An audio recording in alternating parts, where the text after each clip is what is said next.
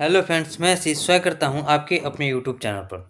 बहुत दिनों के बाद से वीडियो आ रहा है, लेकिन अब देखिए हर संडे के संडे वीडियो आएगा, जो कि हम इसमें सॉल्व करेंगे दिल्ली पुलिस कांस्टेबल के मॉक टेस्ट का। ठीक है, इसका एग्जाम आपका मतलब अभी इस साल के अंत में होने वाला है और काफ़ी बढ़िया जॉब है, आप सभी जानते होंगे। इसका पिछला एग्जाम जो हुआ था उससे हम निकाले भी थे, फिजिकल में रह गए थे। ठीक है, इधर मेरा यूपी पुलिस का फिजिकल था, बिहार पुलिस का फिजिकल था, उसी में लगे हुए थे। अब पूरी तरह से फ्री हो गए हैं, अब केवल आपका मॉक टेस्ट का सोल्यूशन करेंगे। ठीक है, दिल्ली पुलिस के साथ-साथ और किसका करना है उसके भी कमेंट कीजिएगा, हम कोशिश करेंगे कि करा दें। ठीक है, चाहे हो सकता है एनटीपीसी का कराएँ या फिर ग्रुप डी का भी कराएँ, उसका भी हम मैथ के क्वेश्चन का सॉल्यूशन कराएँगे। अभी फ़िलहाल हम लोग दिल्ली पुलिस कांस्टेबल के मॉक को देखेंगे, जिसमें आपका देखिए 100 क्वेश्चन रहता है और इसमें से 15 क्वेश्चन मैथ का रहता है। ठीक है, इसी 15 क्वेश्चन को हम लोग अच्छे कंसेप्ट के साथ सीखेंगे और कोशिश करेंगे कम से कम समय के अंदर आपको सारे 15 क्वेश्चन समझ में आए। किसी भी क्वेश्चन में डाउट भी होगा तो आप उसे कमेंट कीजिएगा, हम बताने का प्रयास करेंगे। तो चलिए अब हम लोग स्टार्ट करते हैं, पूरा वीडियो जरूर देखिएगा। यहाँ से देखिए, आप क्वेश्चन अगर जितना लगाइएगा उतना आपके आने वाले एग्जाम के लिए बढ़िया होगा। चाहे आप रेलवे हो या फिर एसएससी हो, किसी भी एग्जाम की अगर आप तैयारी कर रहे हैं, रेलवे का हो या एसएससी का हो, सभी में लगभग सेम टाइप का क्वेश्चन आता है। तो आपको सारे क्वेश्चन की प्रैक्टिस करते रहना है। फिलहाल अभी हम लोग दिल्ली पुलिस का स्टार्ट कर रहे हैं, इसके बाद कोशिश करेंगे कि रेलवे का भी कुछ मॉक को हम सॉल्व कराने स्टार्ट करें। ठीक है, चाहे वो एनटीपीसी का ज़्यादा चांस है, एनटीपीसी का कराएं या फिर ग्रुप डी का कराएं या फिर दोनों भी हम करा सकते हैं। ठीक है, कोशिश करेंगे सारा हम मतलब क्वेश्चन का प्रैक्टिस करें, क्योंकि आगे आने वाले में मेरा भी एनटीपीसी का एग्जाम है, तो यहाँ से मेरा भी प्रैक्टिस हो जाता है जब हम आपको बताते हैं। तो ठीक है, तो चलिए अब हम लोग स्टार्ट करते हैं दिल्ली पुलिस कांस्टेबल के मॉक को। देखिए आज 23 फरवरी है, आज ही के दिन ये मौका आया हुआ है। 90 मिनट आपके पास, 1.5 घंटा का समय रहता है एग्जाम में, जो कि 100 क्वेश्चन लगाना होता है। 100 क्वेश्चन में देखिए आपका 15 क्वेश्चन मैथ का होता है। ठीक है, 25 क्वेश्चन रीजनिंग का होता है। तो आपको इसमें बढ़िया स्कोर यानी कि फुल में फुल स्कोर करना पड़ेगा, क्योंकि आगे का जो सेक्शन होता है वो जीके और कंप्यूटर का होता है। तो उसमें आपको जो याद रहता है वो वही मार सकते हैं, लेकिन इन दोनों में आपको स्कोर बढ़िया करना पड़ेगा। इसमें से हम लोग 15 क्वेश्चन को देखेंगे, जो कि 15 क्वेश्चन अच्छे कंसेप्ट के साथ सीखेंगे। ठीक है, तो चलिए अब हम लोग स्टार्ट करते हैं। थोड़ा नेट स्लो है। Quantitative aptitude. अब देखिए क्वेश्चन नंबर 1 क्या है। क्वेश्चन करें कि 6 अंकों वाली वह बड़ी से बड़ी संख्या कौन सी है जिसे 12, 15, 20, 24 और 30 से विभाजित करने पर शेषफल क्रमशः 8, 11, 16, 20 और 26 बचता है। देखिए यहाँ आपका अंतर सेम सेम देखने को मिलेगा। जैसे क्वेश्चन क्या है, 12 है, 15 है, 20 है, 24 है और 30 है। ठीक है, 24 है और 30 है। इन सब में अगर हम डिवाइड करते हैं तो शेषफल 12 के साथ 8 बचता है, 15 से डिवाइड करते हैं तो 11 बचता है, 20 से डिवाइड करेंगे तो 16 और 24 से डिवाइड करने पर 20 शेषफल बच रहा है और 30 से डिवाइड करने पर 26 शेषफल बच रहा है। अब यहाँ सभी का अगर हम अंतर देखते हैं तो देखिए सभी का अंतर बराबर यानी कि 4 निकल कर आ रहा है। यहाँ भी 4 आएगा, यहाँ भी 4, यही टाइप ही होता है। ठीक है, तो इसमें देखिए ऊपर वाले पार्ट का पहले हमें एलसीएम निकालना होता है। तो एलसीएम निकालना हम आपको बताते हैं। क्या क्या दिया है, तो 12 है, 15 है, 20 है, 24 है और 30 है। यहाँ एलसीएम निकालिए पहले। एलसीएम अगर हम निकालेंगे तो वो छोटी से छोटी संख्या पता होगी जो इन सभी से विभाजित होगी। तो 30 को पकड़ते हैं तो 6 × 5 कर सकते हैं 30। 24 कटाने के लिए 6 है, एक 4 से गुना कर देंगे तो 24 कट जाएगा हमारे पास। 20 कटाने के लिए देखिए 5 चौके 20 कट गया। 15 कटाने के लिए 5 है और 6 में 3 होता ही है तो 15 भी यहाँ से कट जाएगा। 12 कटाने के लिए 4 है और 6 में 3 होता ही है तो हमारा 12 भी कट जाएगा। तो ये हमारा निकल कर आ गया एलसीएम, जो कि कितना निकल कर आ गया, तो 6 पंजे 30, 30 चौके 120 आ गया। ठीक है, अब हमें निकालना है 6 अंकों की बस बड़ी से बड़ी संख्या होनी चाहिए। तो 6 अंकों की सबसे बड़ी संख्या क्या होती है, तो देखिए 1, 2, 3, 4, 5 और 6, यानी कि 6 ठो 9 हो जाएगा। जो कि हमें संख्या किससे कटनी चाहिए, तो 120 से कटना चाहिए, तभी जाकर 12, 15, 20, 24 और 30 से कट जाएगी। जो संख्या 120 से विभाजित होगी वो इन सभी संख्याओं से विभाजित हो जाएगी। ठीक है, तो 120 से हम लोग कटा कर देख लेते हैं। तो 12 7 84 हो जाएगा, 12 7 84 यानी कि 840 निकल कर आ जाएगा। यहाँ क्या बचेगा, तो देखिए, और 12 7 नहीं 8 से ले जाइए, 12 8 96, वो भी कट जाएगा। ठीक है, 12 8 96 हो जाएगा, यानी कि यहाँ हो जाएगा 120, 12 8 96, यानी कि यहाँ हो जाएगा 960 हो गया। 9 3 और ये कट गया। अब एक 9 को उतारते हैं तो 9 उतर गया। 12 तिया कितना हो जाएगा, 36 हो जाएगा, यानी कि 360 निकल कर आ जाएगा। तो 9 3 और ये भी कट जाएगा। अब इस 9 को उतारते हैं तो ये क्या हो जाएगा, 12 तिया 36 हो जाएगा, 36 यानी कि 360 हो जाएगा। तो यहाँ भी 9 3 और यहाँ कट जाएगा। अब लास्ट वाले 9 को उतार लेते हैं तो 12 तिया कितना हो जाएगा, 36 यानी कि 360। तो कितना शेष बचा है, 39। अगर इस 39 को हम हटा देते हैं तो वो संख्या प्राप्त हो जाएगी 6 अंकों की सबसे बड़ी संख्या, जो कि 120 से कटेगी। तो इसमें से हम 39 को घटा लेते हैं। अब देखिए 39 को घटाना है 6 ठो 9 में से, यानी कि 1 2 3 4 5 और 6, इसमें से अगर हम 39 घटा लेते हैं तो वैसी संख्या प्राप्त हो जाएगी जो कि 12 से भी कटेगी, 15 से भी कटेगी, 20 से भी कटेगी, 24 से भी कटेगी और 30 से भी कटेगी और 6 अंकों की सबसे बड़ी संख्या भी हो जाएगी। तो यहाँ हो जाएगा 0, 9 में से 3 गया 6, यहाँ 9 9 9 9 हो जाएगा। ठीक है, लेकिन हमें शेषफल के रूप में बचाना है क्या, तो 8 भी बचाना है, 11, 16, 20 और 26 बचाना है। 12 से कटाएंगे तो यहाँ 8 शेषफल बचना चाहिए। तो ये जो सभी का अंतर बराबर आ रहा है ना, इसी अंतर को हम इसमें से घटा देते हैं, वही हमारा आंसर निकल कर आ जाता है। ठीक है, इसमें से घटाएंगे तो लास्ट में हमारा हो जाएगा 56 और 4 ठो 9 हो जाएगा, 1 2 3 4, यही हमारा जो हो जाएगा राइट आंसर निकल कर आ जाएगा। यानी कि ये कौन सा ऑप्शन है, ये 9 दिया है तो ये कौन सा ऑप्शन में है, तो देखिए यहाँ इसमें देखिए ये जो अंतर आ रहा है इसको जोड़िएगा नहीं ना तो आपसे बना हुआ क्वेश्चन गलत हो जाएगा। जैसे इसमें जोड़ा हुआ है तो ये होगा नहीं, इसमें देखिए घटा हुआ है तो ऑप्शन नंबर डी जो हो जाएगा इस क्वेश्चन का राइट आंसर हो जाएगा। काफ़ी बढ़िया सवाल है, उम्मीद कोशिश भी हम किए हैं कि आपको समझ में भी आया होगा। ठीक है, अब देखिए next question, question number second. Question करें कि किसी टीवी का सूची मूल्य 15,000 रुपया है, उसकी सूची मूल्य पर 18% की छूट दी जाती है, कितनी अतिरिक्त छूट दी जाए जिससे ग्राहक को 10,947 के शुद्ध मूल्य पर टीवी मिल जाए। अब समझिए, पहले 15,000 रुपया है, ठीक है, टीवी का मूल्य 15,000 रुपया है, उसे 18% का छूट दिया गया तो 82% पर बेचा गया होगा, तो टीवी का मूल्य हो कितना गया। तो देखिए यहाँ पॉइंट नहीं है, ये 82% है, 2 जीरो से 2 जीरो कटा दीजिए, 15 दूनी का कितना होता है 30, 15 8 120, 120 और 3 123, यहाँ एक जीरो हो जाएगा तो एक जीरो, 12,300 रुपया में जो है अगर हम 18% की छूट देते हैं तो 12,300 में बेचेंगे।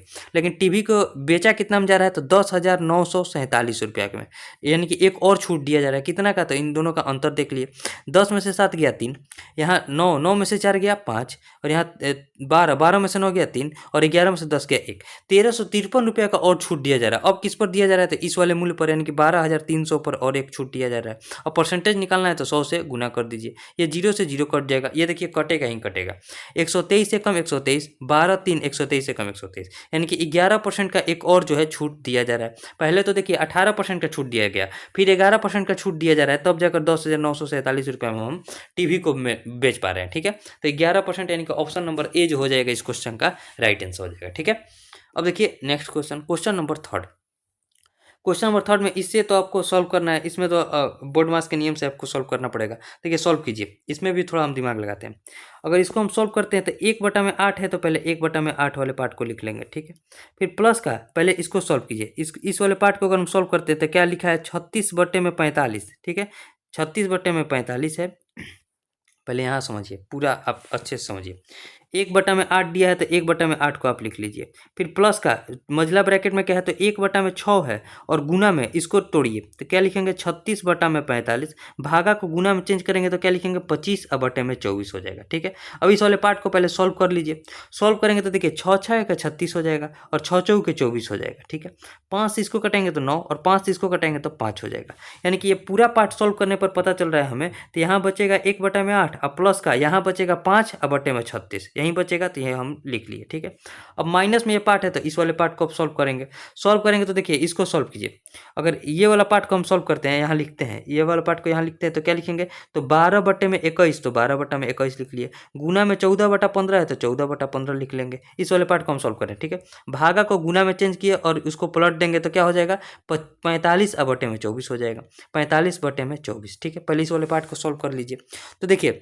अगर इसको हम 12 से इसको कटाएंगे तो कितना हो जाएगा 2 हो जाएगा, 12 दूनी का 24, 2 से इसको कटा दिए तो 7 हो गया और 7 से इसको कटा दिए तो कितना हो गया 21 हो गया, 7 3 21, 15 3 45 से पूरा कट गया, यानी कि इस वाले पार्ट का टोटल का मान कितना निकल कर आ गया 1 निकल कर आ गया, तो यहाँ 1 हो जाएगा। अब प्लस का 27/36 है तो 27/36 लिख लेंगे। अब देखिए पूरा पार्ट हमें समझ में आ गया, पहले बच रहा है 1/8, ठीक है, उसके बाद बच रहा है 5/36, उसके बाद बच रहा है माइनस का 1 और उसके बाद बच रहा है प्लस का 27/36। अब बस सिंपल इस पार्ट को सॉल्व कर दीजिए, सॉल्व करेंगे तो क्या लिखेंगे, तो यहाँ नीचे में 36 है तो नीचे में 36 कर दीजिए, थोड़ा और आसान कर सकते हैं इसको, थोड़ा और आसान क्या कर सकते हैं, पहले इन दोनों के पार्ट को सॉल्व कर लेते हैं, यानी कि 1/8 और माइनस का 1 और प्लस का कितना हो जाएगा 27 और 5 32/36 हो जाएगा, 32/36, 4 से इसको कटाएंगे तो 8 और 4 से इसको कटाएंगे तो 9 हो जाएगा। अब इसको सॉल्व कर दीजिए, 9 और 8 का एलसीएम होता है 72, तो 72 कर दिए, 8 9 72 हो जाएगा, 9 और माइनस का यहाँ हो जाएगा 72, 72 एकम 72 हो जाएगा और प्लस का 9 8 72 तो 8 8 64 हो जाएगा, जाएगा, ठीक है। 64 और 9 73, 73 में से 72 का क्या बचा, 1, 1/72 जो हो जाएगा इस क्वेश्चन का राइट आंसर हो जाएगा। तो बोर्ड मास में आप एक बार समझ लीजिए, लेकिन एक ही बार में सही करने का प्रयास कीजिए। 1/72 देखिए ऑप्शन नंबर ए में दिया हुआ है, तो ऑप्शन ए जो हो जाएगा इस क्वेश्चन का राइट आंसर हो जाएगा। इसमें हम आपको कुछ समझा नहीं सकते, जैसे हम सॉल्व किए बस वैसे आप स्टेप वाइज सॉल्व कीजिए, आप आराम से क्वेश्चन के आंसर तक जो है पहुंच सकते हैं। तो इसका राइट आंसर निकल कर आ गया ऑप्शन नंबर ए। तो आपको देखिए दिल्ली पुलिस में 90 मिनट का समय बहुत इनफ होता है, आप आराम से एक क्वेश्चन पर ज़्यादा समय भी दे दीजिएगा तो आप आराम से क्वेश्चन को बना दीजिए, क्योंकि लगभग देखिए केवल 40 क्वेश्चन मैथ और रीजनिंग का रहेगा, बाकी 60 क्वेश्चन आपका जीके और कंप्यूटर का ही रहता है, जिसमें आपका टाइम बहुत कम लगेगा। आपको याद है तो मारिए, नहीं तो नहीं मारिए। तो आप पूरा मतलब कंसिस्टेंट होकर आप क्वेश्चन का जवाब दीजिए, आप आराम से क्वेश्चन के आंसर तक पहुंच जाइएगा, ठीक है। अब देखिए ये क्वेश्चन, 3 व्यक्तियों के औसत वजन तब 4 केजी की वृद्धि होती है जब उनमें से एक व्यक्ति जिसका वजन 100 केजी है को दूसरे व्यक्ति द्वारा प्रतिस्थापित किया जाता है 9 व्यक्ति का वजन। अब देखिए ये सिंपल क्वेश्चन है, 3 व्यक्ति के वजन में 4 केजी का वृद्धि हो गया, क्यों? 100 केजी के स्थान पर कोई एक अन्य व्यक्ति आ गया, ठीक है, कोई एक अन्य व्यक्ति आ गया। अब देखिए 100 केजी के स्थान पर अगर 100 केजी का व्यक्ति आता तो औसत पर कोई प्रभाव नहीं पड़ता, लेकिन उससे आने से 3 व्यक्तियों में 4-4 की वृद्धि हो गई, यानी कि टोटल की वृद्धि कितनी हो गई है, 12 की। यानी कि ये जो 12 एक्स्ट्रा लेकर आ गया है, तो 100 में 12 को जोड़ेंगे कितना, 112 केजी का नया व्यक्ति आया है। अगर 100 केजी के स्थान पर 100 केजी का ही आता तो औसत पर कोई प्रभाव नहीं पड़ता, लेकिन उससे के आने से सभी के औसत में 4 की वृद्धि हो गई, यानी कि 12 जो है वो एक्स्ट्रा लेकर आया है। तो नए व्यक्ति के औसत वजन कितना है, 112 केजी, यानी कि ऑप्शन नंबर बी जो हो जाएगा इस क्वेश्चन का राइट आंसर हो जाएगा। तो इसमें पेन उठाने की भी जरूरत नहीं है, आप आराम से जवाब तक पहुंच सकते हैं, ठीक है। अब देखिए ये क्वेश्चन करके एक व्यक्ति 16 घंटे में कुल 1200 किलोमीटर की दूरी तय करता है। वह कुछ दूरी कार से 40 किलोमीटर की चाल से, जबकि बाकी बची दूरी ट्रेन से 80 किलोमीटर पर आवर की चाल से पूरी करता है। कार से वह कुल कितनी दूरी तय करता है? अब समझिए, टोटल वो 1200 किलोमीटर चलता है, और जो कि 16 घंटे में तय करता है, यानी कि उसका स्पीड कितना है, तो 16 सात 112, 16 पंजे 80, 75 किलोमीटर पर आवर का। कुछ दूरी उसने कार से तय किया और कुछ दूरी उसने ट्रेन से तय की, ठीक है। कार से उसका स्पीड है 40 का, ट्रेन से उसका स्पीड है 80 का, ओवरऑल उसका स्पीड कितना है, 75 का स्पीड है। अब यहाँ से देखिए, जब भी हम देखिए ये स्पीड है उसका, ये भी स्पीड है और ये भी स्पीड है, तो जब भी हम स्पीड पर एलिगेशन लगाते हैं तो नीचे जो हमारा बचता है वो टाइम बचता है। ये स्पीड पर एलिगेशन लगाने से नीचे टाइम बचता है, टाइम का रेशियो आता है, ठीक है। 75 में से 40 घटाएंगे तो यहाँ बचेगा 35 बचेगा, 75 में से 35 बचेगा, और 80 में से 75 को घटाएंगे तो 5 बचेगा, यानी कि टाइम का रेशियो निकल कर आ गया 1:7, ठीक है। अब हमें बताना है कि कार से कुल कितनी दूरी तय किया, तो कार से कितना घंटा तय किया है, तो 7 और 1 8, 8 का मान 16 के बराबर है, तो 1 का मान किसके बराबर हो जाएगा, 2। यानी कि देखिए 40 के स्पीड से 2 घंटा तक तय किया है, यानी कि अगर डिस्टेंस हम निकालेंगे तो क्या होता है, स्पीड इंटू का टाइम होता है। उसका स्पीड है कार का 40 का, और उससे तय कितना 2 घंटा तक चलाया है, 2 घंटा तक चलाया, यानी कि 40 दूनी का 80 किलोमीटर जो है उसने कार से तय किया है, बाकी का दूरी उसने ट्रेन से तय किया है। तो 80 किलोमीटर, यानी कि ऑप्शन नंबर ए जो हो जाएगा इस क्वेश्चन का राइट आंसर हो जाएगा, ठीक है। स्पीड इंटू टाइम बराबर डिस्टेंस निकल कर आता है। कार से उसने 2 घंटा चला है और उसका स्पीड है 40 का, इसलिए उसने 80 किलोमीटर की जो है दूरी तय की है। तो ऑप्शन नंबर ए जो हो जाएगा इस क्वेश्चन का राइट आंसर हो जाएगा, ठीक है। अब देखिए ये क्वेश्चन करें कि यदि एक वस्तु की कीमत 30% कम हो जाती है तो उसकी खपत 10% बढ़ जाती है, तो वस्तु पर खर्च में कितने % की वृद्धि या कमी होगी? अब समझिए, पहले अगर देखिए उस वस्तु का कीमत कितना था, तो पहले अगर 10 रुपया कीमत था, 100 रुपया कीमत था, तो अब कीमत 30% की कमी हो गई, यानी कि कीमत हो गया 70 रुपया। तो अगर उसके पहले खर्च होता था 100 रुपया का, तो अब उसका खर्च बढ़ गया, यानी कि 110 रुपया का खर्च होता है। अब देखिए 0 से 0 कटा दीजिए, यहाँ भी 0 से 0 कटा दीजिए। अब देखिए 10 रुपया कीमत था और 10 आदमी थे, तो 100 रुपया का खर्च आता था, लेकिन अब 7 रुपया कीमत हो गया है, आदमी हो गए हैं 11, ठीक है। 11 मतलब देखिए आदमी हम इसको जोड़ते हैं तो 11 आदमी, यानी कि अब 77 रुपया का ही खर्च आता है, यानी कि अब कितना का कमी हो गया, तो 23% का जो है कमी हो गया, यही हमसे पूछ रहा है। 23% का कमी, यानी कि ऑप्शन नंबर ए जो हो जाएगा इस क्वेश्चन का राइट आंसर हो जाएगा। काफ़ी सिंपल सवाल है, उम्मीद है आपको समझ में आ गया होगा। अब देखिए नेक्स्ट क्वेश्चन, देखिए अगल बगल थोड़ा काम चलता है तो इसलिए मतलब आवाज़ आ रहा होगा, उसे आप थोड़ा इग्नोर रखिएगा। अब देखिए ये क्वेश्चन करें कि इसको जो है 88 से विभाज्य है ये, तो a पावर b का मान हमें बताना है। अब समझिए 88 से विभाज्यता का नियम आपको पता होना चाहिए, वो आपको हम बताते हैं। यहाँ क्या है पहले क्वेश्चन में 8a 5 1 4, ठीक है, 5 1 4 6b है। 88 से विभाजित है, क्वेश्चन में कर रहा है। क्वेश्चन जब 88 से विभाजित कहता है यानी कि क्वेश्चन कर रहा है कि 8 और 11 से विभाजितता का नियम आपको पता होना चाहिए। तो 8 से विभाजितता का नियम क्या कहता है कि अंतिम 3 अंक 8 से कटना चाहिए। तो अंतिम 3 अंक क्या है, 4 6 बी है, ठीक है। 8 पंजे कितना होता है, 8 पंजे 40 होता है, यहाँ बचेगा 6। बी की जगह क्या रखे कि 8 से कट जाए, तो कहिए बी की जगह 4 रख दीजिए, तो 8 8 64 कट जाएगा, 8 8 64 पूरा कट जाएगा, यानी कि बी का मान निकल कर आ गया हमारे पास 4, ठीक है, 4 निकल कर आ गया। अब देखिए, अब हमें 11 से विभाजितता का नियम पता होना चाहिए। तो 11 से विभाजितता का नियम अल्टरनेट अंक पर देखा जाता है। तो 8 और 5 13, 13 और 4 17, और 17 और 4 कितना हो जाएगा, 21 हो जाएगा। अंतर कितना होना चाहिए, तो बाकी का जो संख्या बच गया ए और 1 को जोड़ेंगे तो 1, और 6 कितना हो जाएगा 7, यानी कि माइनस का ए और माइनस का 7। या तो ये 11 के बराबर होना चाहिए, या फिर 11 का मल्टीपल होना चाहिए, या फिर 0 के बराबर होना चाहिए। तो यहाँ 21 निकल कर आ रहा है, यानी कि 11 यहाँ ले लेते हैं, यानी कि यहाँ से 21 में से 7 गया, कितना बचेगा 14, 14 माइनस का ए बराबर निकल कर आ गया 11। तो यहाँ से ए का मान जब आप निकालिएगा तो 14 में से 11 गया, 3 निकल कर आ गया। अब हमें क्या बताना है, ए के पावर बी बताना है, यानी कि ए का मान निकल कर आ गया 3 और बी का मान निकल कर आ गया है 4। तो 3 के पावर 4 कितना होता है, तो 3 के पावर 4 होता है हमारे पास 81। तो 81 जो हो जाएगा इस क्वेश्चन का राइट आंसर हो जाएगा। तो काफ़ी सिंपल सवाल है। आपको यहाँ से 88 से विभाजितता का नियम का मतलब है कि 8 और 11 की विभाजितता का नियम पता होना चाहिए, जो कि आप यहाँ से सीख चुके होंगे, ठीक है। अब देखिए next question, question number 8। Question number 8 में क्या है कि एक ठोस लंब वृत्तीय बेलन का संपूर्ण पृष्ठीय क्षेत्रफल 1617 सेंटीमीटर स्क्वायर है। यदि इसके आधार का व्यास 21 सेंटीमीटर है तो इसका आयतन ज्ञात करना है हमें। समझिए, बेलन का संपूर्ण पृष्ठ क्षेत्रफल क्या होता है, तो 2 पाई आर, ठीक है, 2 पाई आर इंटू का आर प्लस एच, यही होता है। यहाँ से पहले निकालिए उसका ये उसका संपूर्ण पृष्ठ क्षेत्रफल कितना दिया है, 1617 दिया है, तो 1617 दे देंगे। अब देखिए 2 इंटू का 22/7 हो जाएगा पाई का मान, और आर देखिए जब उसका व्यास 21 है तो उसका त्रिज्या कितना हो जाएगा, इसका आधा हो जाएगा 21/2, यानी कि उसका त्रिज्या हमें पता है 21/2 है, ठीक है, 21/2 है। आर प्लस का एच है तो यहाँ क्या लिखेंगे, 21/2 और प्लस का एच हो जाएगा, बराबर किसके हो जाएगा, तो 1617 के। यहाँ से एच का मान निकालिए, 2 से ये 2 कट जाएगा, 7 से इसको कटाएंगे तो 3 कट जाएगा, ठीक है, 3 कट गया। अब 3 से इसको कटाते हैं, 3 से इसको कटाएंगे, 3 5 15, 3 3 9, 3 9 27 हो जाएगा।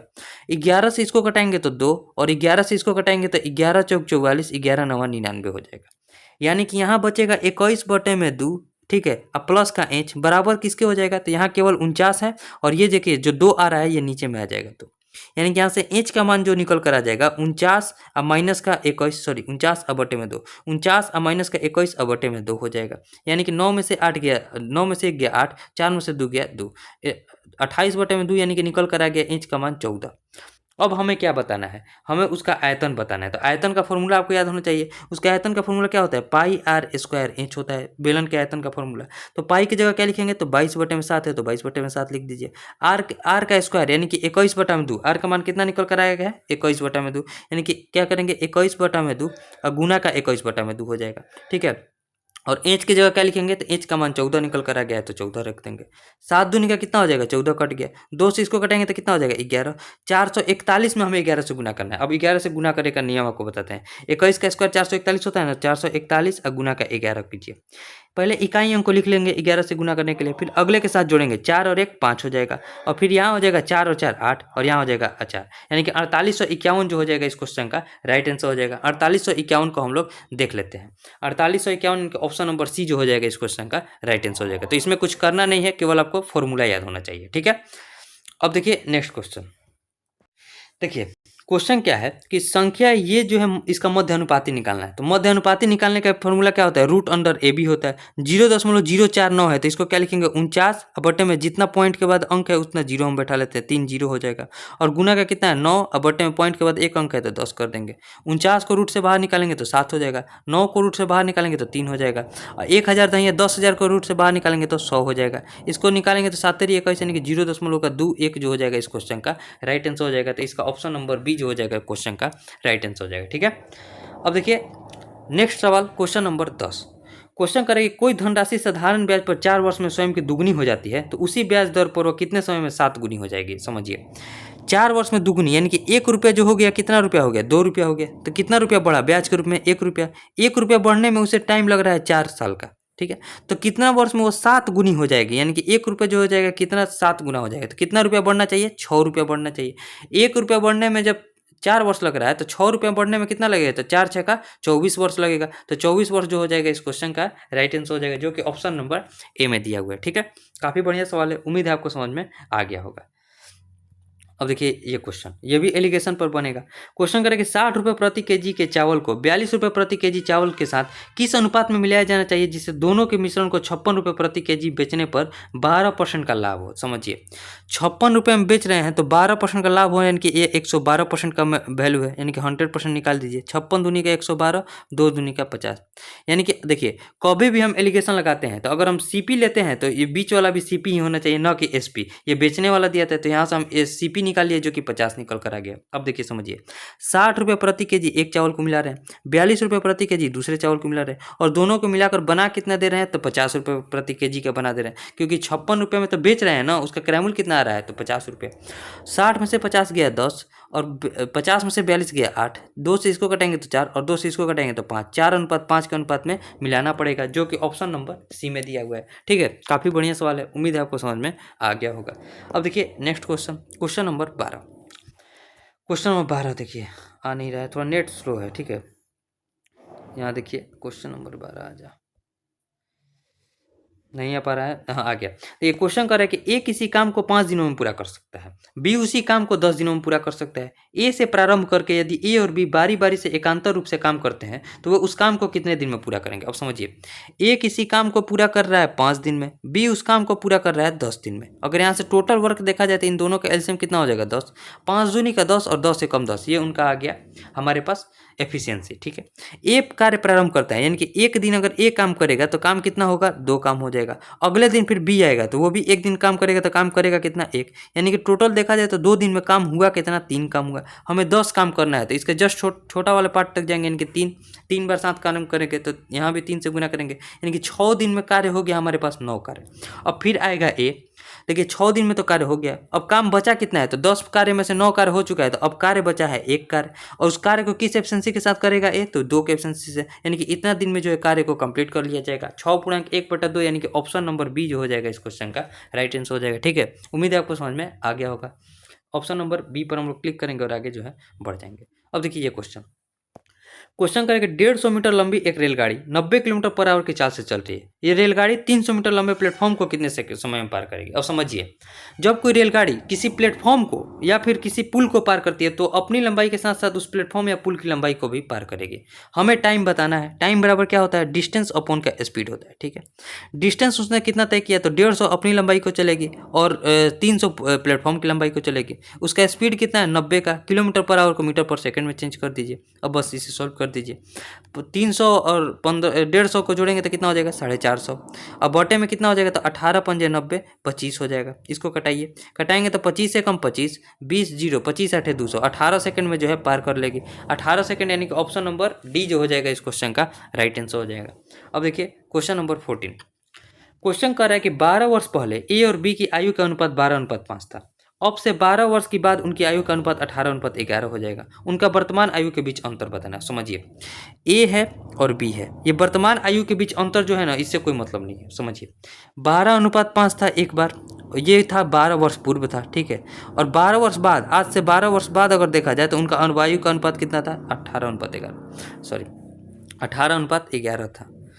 अब देखिए अगर आज हम किसी से 5 वर्ष बड़े हैं तो आज से 20 साल बाद भी उससे हम 5 वर्ष ही बड़े होंगे। ठीक है, यानी कि इनके आयु का अंतर पहले बराबर करना पड़ेगा। यहाँ अंतर है 7 का और यहाँ अंतर है 7 का ही, यानी कि अंतर बराबर है। तो 12 से 18 कितना बड़ा है, तो 6 बड़ा है, और 5 से 11 कितना बड़ा है, 6 बड़ा है। इस 6 को बढ़ने में कितना वर्ष लगा है, तो -12 से पहले +12 पर आएंगे तो यहाँ 12 साल यहाँ लगेगा और 12, यानी कि आगे जगह देखिए पहले के 12 से लेकर अभी के 12 तक आने में उसे टोटल 24 वर्ष का समय लगेगा, यानी कि 6 का मान 24 के बराबर है, तो 1 का मान किसके बराबर हो जाएगा, 4 के। तो उनके आयु के बीच अंतर कितना है, तो अभी देखिए उनके आयु के बीच का अंतर है 7 वर्ष। इस 7 का मान हमसे पूछा जा रहा है, तो 7 चौके कितना हो जाएगा, 28, यानी कि उनके दोनों आयु के बीच का अंतर है 28 वर्ष। चाहे वो अभी निकालिए, 5 वर्ष पहले निकालिए, 12 वर्ष पहले निकालिए, 12 वर्ष बाद निकालिए, और हर बार उनका आयु के बीच का अंतर 28 वर्ष ही हो जाएगा। ठीक है, 28, यानी कि ऑप्शन नंबर ए जो हो जाएगा इस क्वेश्चन का राइट आंसर हो जाएगा। देखिए 12 से 18 कितना बड़ा है, 6। इस 6 को बढ़ने में समय कितना लगा है, तो देखिए 12 देखिए 12 वर्ष पहले से 12 वर्ष आज तक आने में देखिए पहले -12 से यहाँ आने 0 पर आने के लिए +12 करना पड़ेगा और फिर यहाँ से आगे 12 जाने के लिए और 12 जोड़ना पड़ेगा, तो 12 और 12 कितना हो जाएगा 24। इस यहीं हम 24 लिखे हुए, ठीक है। अब आज का आखिरी सवाल क्वेश्चन नंबर 15।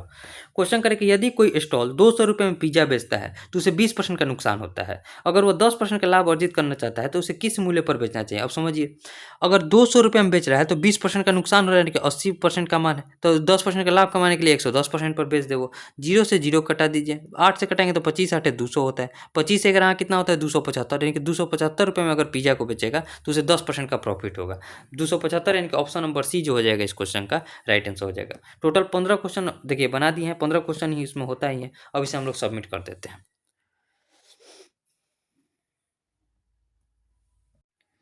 देखिए व्यू रिजल्ट,